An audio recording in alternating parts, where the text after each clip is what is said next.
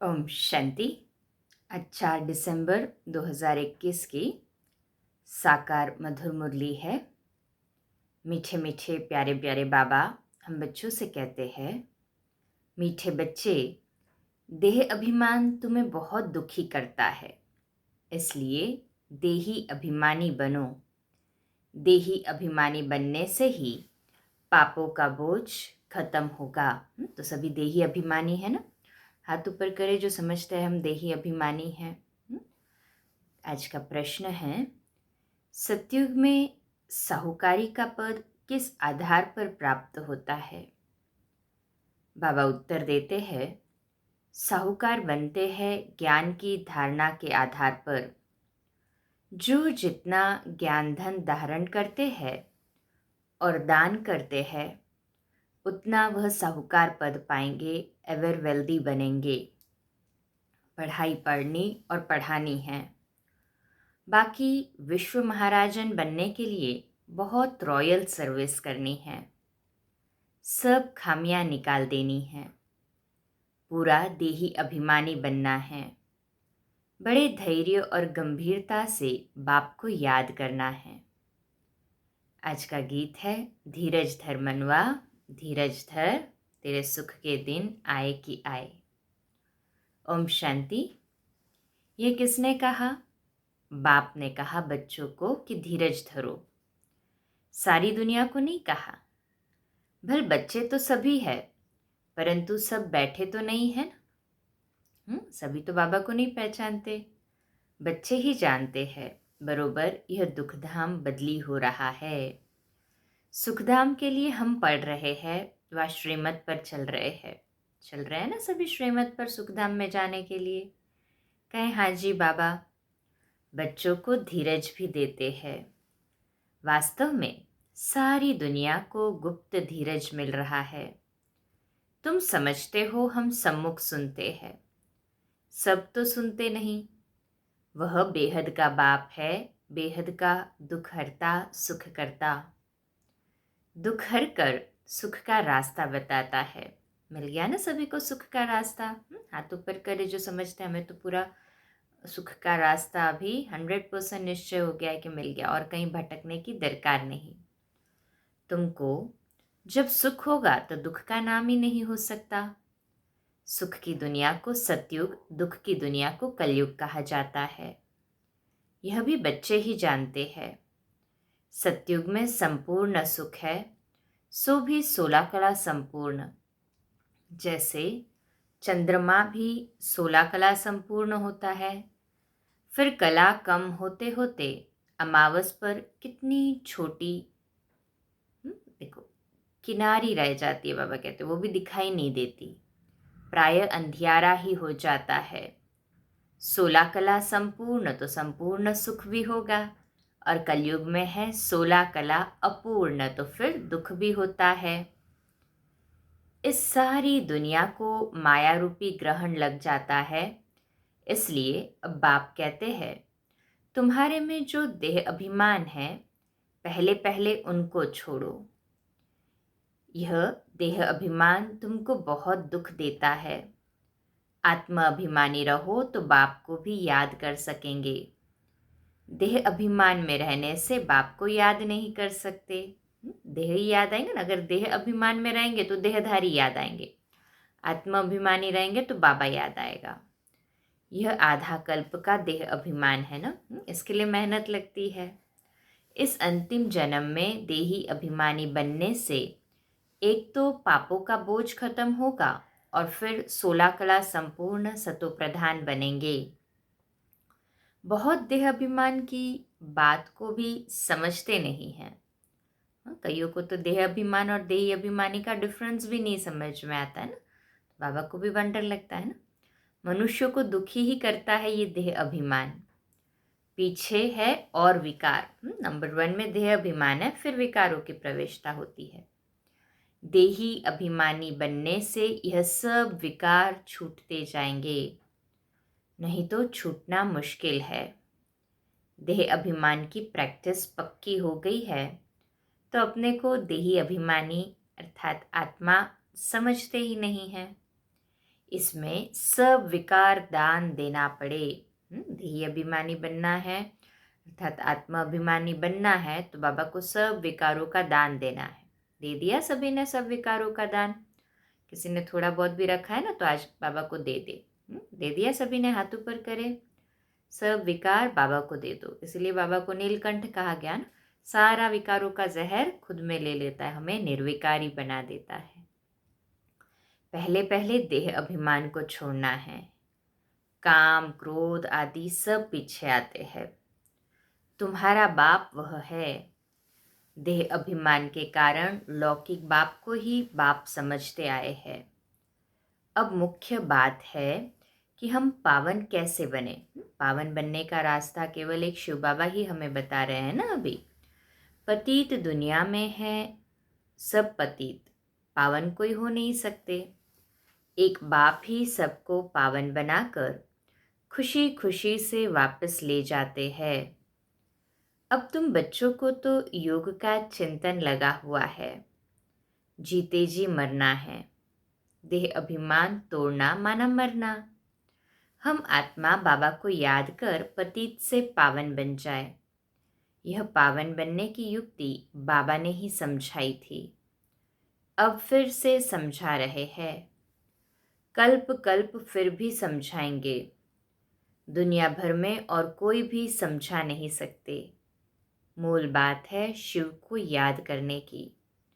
सो भी जब यहाँ आकर बीके द्वारा सुने तभी समझ सकते हैं ना, क्योंकि दादे का वर्षा मिलना है तो बाप ज़रूर चाहिए जिस द्वारा मिले। डायरेक्शन तो ज़रूर लेने हैं ना साकार द्वारा।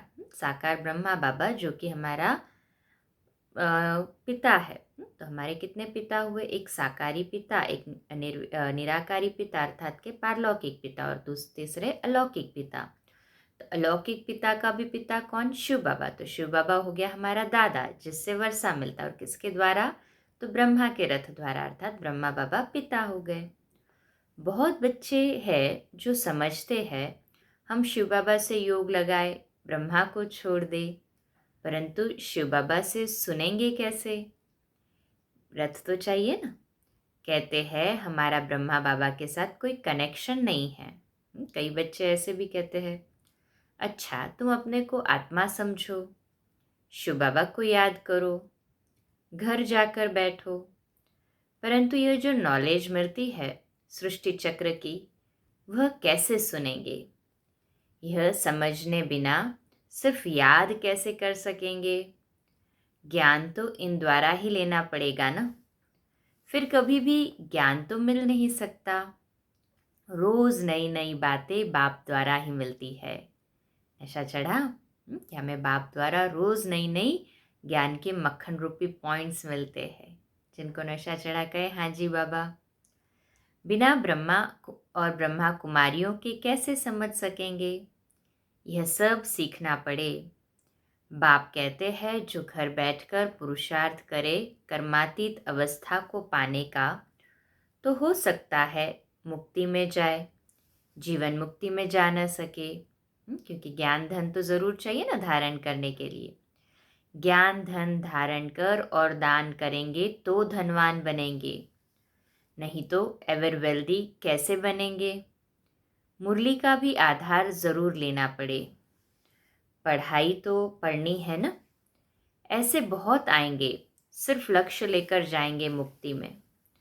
तुम सब मनुष्य मात्र को समझाते हो कि तुम सिर्फ बाप को याद करो तो सतोप्रधान पवित्र बन जाएंगे। फिर जब ज्ञान धन ले तब सतयुग में साहूकार बने, नहीं तो मुक्ति में जाकर फिर भक्ति मार्ग के समय आकर भक्ति करेंगे। किसका कल्याण कर नहीं सकेंगे, क्योंकि मनुष्य को देवता बनने के लिए ज्ञान ज़रूर चाहिए। ज्ञान सुनकर फिर सुनाना भी है। प्रदर्शनी में देखो कितना माथा मारते हैं, फिर भी किसकी बुद्धि में बैठता नहीं है। आत्मा कितनी छोटी बिंदी है। हर आत्मा को अपना अपना पार्ट मिला हुआ है। यह तुम अभी जान गए हो। सब मनुष्य मात्र पार्टधारी है। यह बना बनाया खेल है। पुरानी दुनिया का विनाश भी होना है। गाया हुआ है, राम गयो रावण गयो। कोई भी आएगा परंतु बच्चों को दुख नहीं हो सकता। कोई भी आए जाए, बच्चों को दुख नहीं हो सकता, है ना। तुम जानते हो यह बना बनाया ड्रामा है। सबका विनाश तो होना ही है। किंग, क्वीन, साधु, संत सब मरेंगे, फिर कौन बैठ उनकी मिट्टी उठाएंगे। यह तो किसका नाम बाला करने के लिए करते हैं। इसमें कोई फायदा नहीं रखा है, न कोई उनको आत्मा को सुख मिलता है।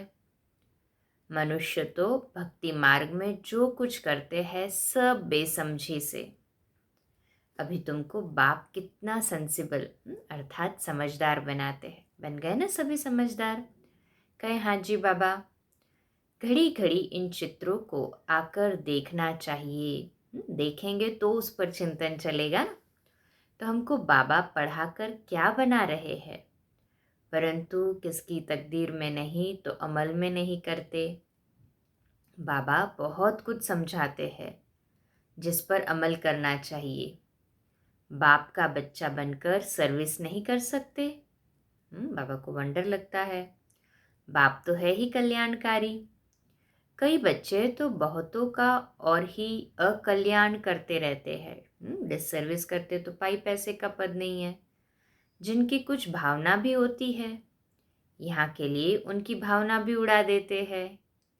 ऐसे ऐसे विकर्म भी करते हैं। भूतों की प्रवेशता होती है ना, इसलिए गायन भी है, सद्गुरु के निंदक ठौर न पाए। इसमें बाप दादा दोनों आ जाते हैं। निराकार को तो कोई कुछ कर न सके, उनको क्या कहेंगे। यह तो भक्ति मार्ग में कह देते थे भगवान ही दुख देते हैं। सो भी अज्ञान के कारण ऐसे समझते थे। अब तो बच्चे जानते हैं अज्ञानवश कितना बाप का तिरस्कार करते हैं। ऐसा कोई नहीं जो तमो प्रधान को सतो प्रधान बनाए और ही उल्टी मत देते हैं कि परमात्मा सर्वव्यापी है। मनुष्य कितना मूंझ जाते हैं। तब कहते हैं ब्रह्मा के तन में परमात्मा कैसे आ सकता है। फिर किसके तन में आए? कृष्ण के तन में आए? बाबा पूछ रहा है। तो फिर ब्रह्मा कुमार कुमारियाँ कैसे बने? वह तो फिर दैवी कुमार कुमारियाँ बन जाएंगे। ब्राह्मण तो जरूर ब्रह्मा कुमार और कुमारियाँ होंगे ना। कहे हाँ जी बाबा। ब्राह्मणों के बिना तो बाबा कुछ कर न सके, इसलिए इनका चित्र तो जरूर देना पड़े। ब्रह्मा बाबा का चित्र भी इसलिए देना पड़ता है, बाबा कहते हैं। क्यों? क्योंकि ये ब्रह्मा भी ब्राह्मण है। प्रजापिता ब्रह्मा तो चाहिए भारत में। दिन प्रतिदिन ब्रह्मा का साक्षात्कार घर बैठ बहुतों को होता रहता है।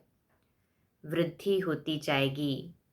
जिनका पाठ होगा तो फिर बहुत भागेंगे। बहुत लोग समझते हैं भगवान कोई रूप में होगा ज़रूर। साक्षात्कार भी परमपिता परमात्मा के सिवाय कोई करा नहीं सकता। दिव्य दृष्टि की और साक्षात्कार की चाबी केवल बाबा के पास है। शिव बाबा ब्रह्मा द्वारा ही स्थापना करते हैं, ज्ञान देते हैं और ब्राह्मण धर्म भी रचते हैं। ब्राह्मणों का धर्म जरूर चाहिए, वह है ऊंचते ऊंच। प्रजापिता ब्रह्मा तो बहुत ऊंचा है ना, उनको कहेंगे नेक्स्ट गॉड। सूक्ष्म वतन में दूसरा कोई तो है नहीं। ब्रह्मा द्वारा स्थापना होगी बस। ब्रह्मा फिर देवता बन जाते हैं। 84 जन्मों के बाद फिर ब्रह्मा बन जाते हैं।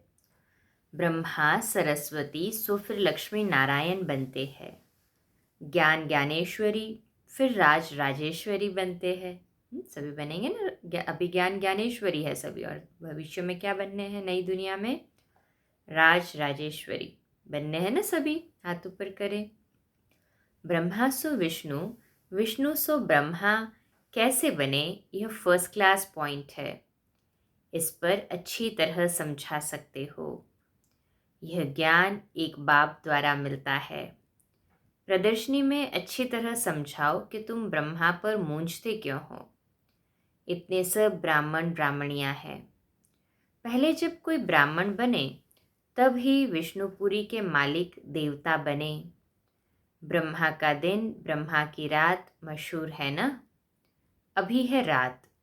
ऐसे ऐसे चित्रों के सामने बैठ प्रैक्टिस करो। जिसको सर्विस करनी है उनको सर्विस के सिवाय कोई विचार नहीं आएगा। सर्विस पर एकदम भागते रहेंगे। बुद्धि में ज्ञान टपकता हो, अच्छी रीति झोली भरी हुई हो, तब तो उछल आएगी। सर्विस पर एकदम भागते रहेंगे। ज्ञान हो और समझा न हो, यह तो हो नहीं सकता। तब ज्ञान किस लिए लेते हैं? लेना है तो दान करना है। दान नहीं करते, आप समान नहीं बना सकते, तो ब्राह्मण ही क्या ठहरा? 3rd grade. बाबा देखो आज क्या कड़ा शब्द यूज़ कर रहा है कि बाबा जो हमें मुरली सुनाते हैं, जो ज्ञान देते हैं, हम दूसरों को नहीं सुना पाए, धारण नहीं कर पाए खुद में, तो क्या हो गए? 3rd grade. 1st ग्रेड ब्राह्मणों का धंधा ही यह है। बाबा रोज बच्चों को समझाते हैं, सर्विस और डिससर्विस यह बच्चों से ही होता है। अगर सर्विस नहीं कर सकते तो ज़रूर डिससर्विस करते होंगे।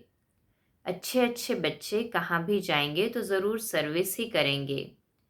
जब ज्ञान कंप्लीट हो जाएगा तो कोई अन्य बच्चों से भूल नहीं होगी, तभी माला के दाने बनेंगे। मुख्य है 8 दाने। इम्तिहान भी बड़ा भारी है ना। बड़े इम्तिहान में हमेशा थोड़े पास होते हैं, क्योंकि गवर्नमेंट को फिर नौकरी देनी पड़ती है। बाबा को भी विश्व का मालिक बनाना पड़े, इसलिए थोड़े ही पास होते हैं।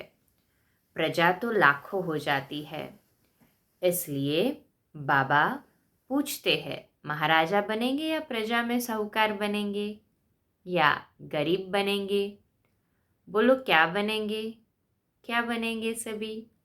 महाराजाओं के पास दास दासियां तो बहुत होती है, जो फिर दहेज में भी देते हैं। सतयुग में दास दासियां दहेज के रूप में आएगी। पुरुषार्थ कर अच्छा पद पाना चाहिए। ऐसा होशियार बनना चाहिए जो सब कोई बुलावे। इतना पुरुषार्थ तो हमारा परिपूर्ण हो, इतना होशियार बने कि बाबा कहते दूसरे हमें बुलावे। अक्सर करके कईयों को बुलाते हैं, यह तो जानते हो ना। बाकी जिनमें लक्षण नहीं उनको तो कभी कोई बुलाते ही नहीं है।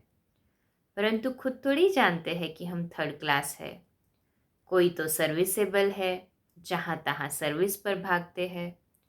नौकरी का भी ख्याल नहीं कर सर्विस पर भागते हैं, अर्थात सेवा पर भागते हैं। कोई तो नौकरी नहीं होती फिर भी सर्विस नहीं करते, शौक नहीं है, तकदीर में नहीं है या ग्रहचारी है। बाबा कहते सर्विस तो बहुत है, मेहनत भी लगती है, थक भी जाते हैं, समझाते समझाते गले भी घुट जाते हैं। ऐसे तो 3rd क्लास वालों का भी गला घुट जाता है। इसका मतलब ये नहीं कि उन्होंने बहुत अच्छी सर्विस की। बाबा जानते हैं अच्छी रॉयल सर्विस करने वाले कौन हैं। बाबा तो जानी जाननहार है ना, समझ जाता है। परंतु कईयों में खामियां भी रहती है, नाम रूप में फंसते रहते हैं। फिर शिक्षा देकर सुधारा जाता है।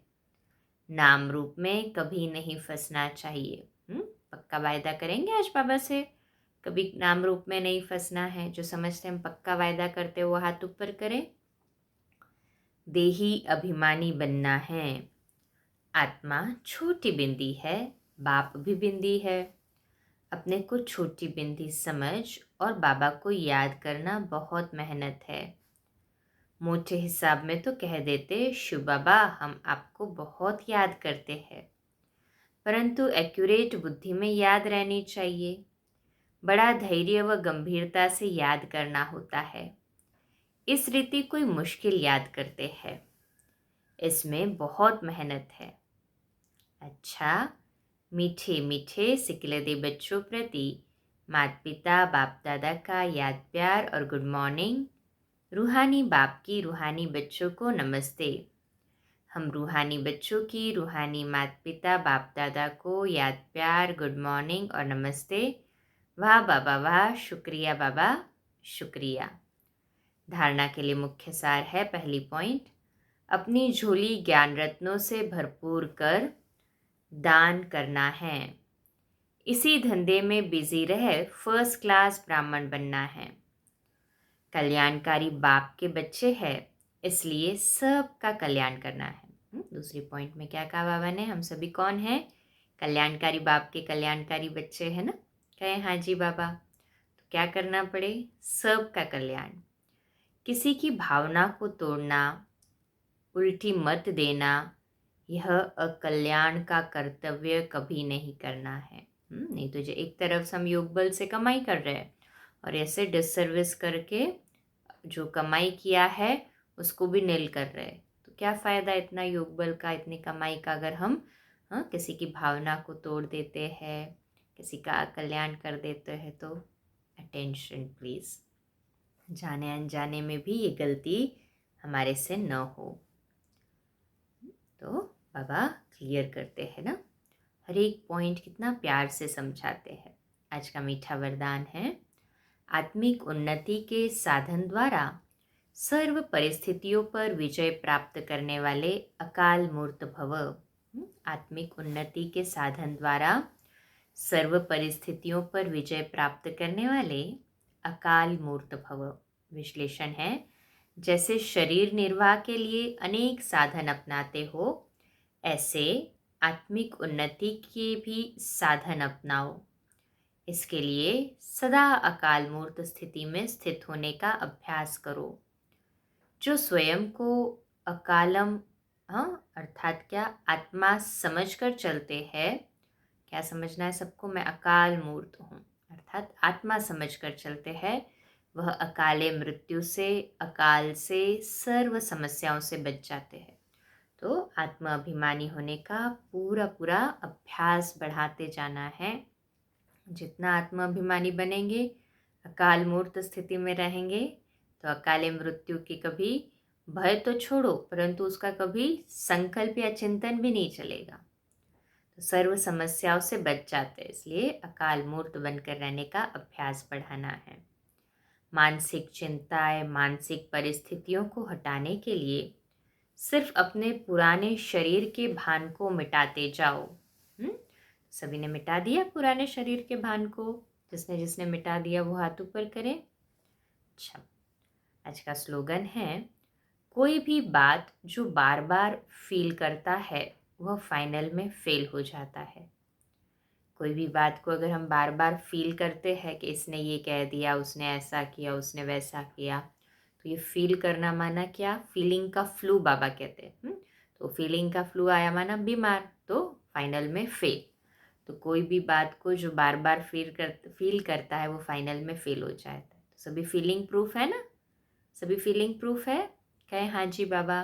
कोई कुछ भी कहे, हमें फील नहीं होना चाहिए, हम अपने मौलाई मस्ती में रहे। इसके लिए आज का हमारा सोमान भी क्या है? मैं अकाल मूर्त हूँ। आत्मा समझ के अपने अकाल तख्त पर अकाल मूर्त बनकर विराजित रहे और ड्रामा के हर एक सीन का, हर एक के पार्ट का आनंद लेते चले।